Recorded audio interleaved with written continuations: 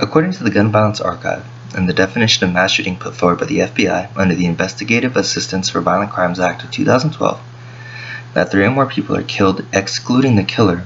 The most recent mass shooting was a home invasion that occurred November 22nd at Fort Wayne, Indiana, where 3 people were murdered and 2 were injured. The United States owns the most guns per capita in the world, however only comes in ranked 10th for gun violence in 2013.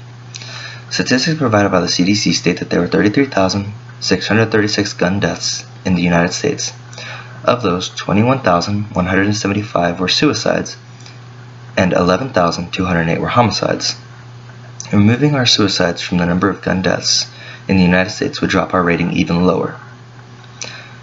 The problem of gun deaths is unique to the United States because we have a constitution that guarantees the private citizen has the right to own a firearm in the event of a hostile government takeover or overreaching federal and state governments. The solution brought up by most politicians in office is some sort of gun control, varying between limiting the number of bullets in a magazine to the outright ban of selected groups of weapons, along with some sort of federal arms registry, and in some extreme cases, an outright repeal of the Second Amendment. The Founding Fathers not only protected the right of the citizen to keep and bear arms, they also protected the concept of the assault rifle, and not just the musket. At the time of the signing of the Declaration of Independence, there were several iterations of semi-automatic weapons in existence. These included the Belton flintlock rifle, a precursor to fully automatic weapons, which fired up to 20 rounds in 5 seconds with 1 trigger pull, and the semi-automatic Garandoni air rifle, which fired up to 22 rounds in up to 30 seconds, along with several variants on revolvers holding up to 30 rounds and being able to fire all 30.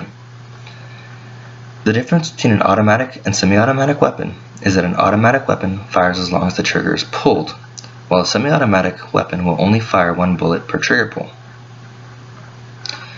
The other argument for gun control is most mass shootings are caused with the assault rifle. This is incorrect because by the nature of being a rifle, they are designed to medium to long-range combat, and are incredibly hard to sneak into a crowded area and wield in tight spaces.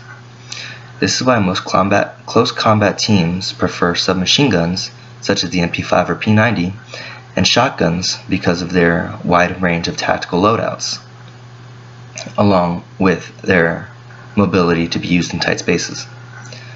Most public mass shootings are committed with a handgun because the gun itself is lighter and easier to conceal, ammo is lighter and smaller to carry, and they also weigh less.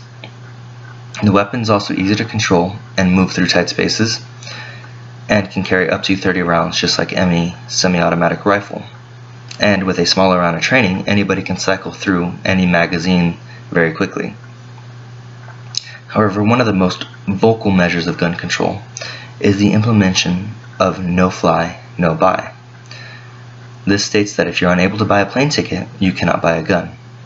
However, this violates the citizen's rights to due process because you can be put on this list for any reason and have to go through a legal process to prove that you are not any sort of domestic terrorist to get yourself removed. Gun control is a hot topic issue and always will be so long as the Second Amendment is in place to protect the rights of private gun ownership. And unless American politicians can stop political grandstanding and come to the middle and agree on something, nothing will be done to stop the violence.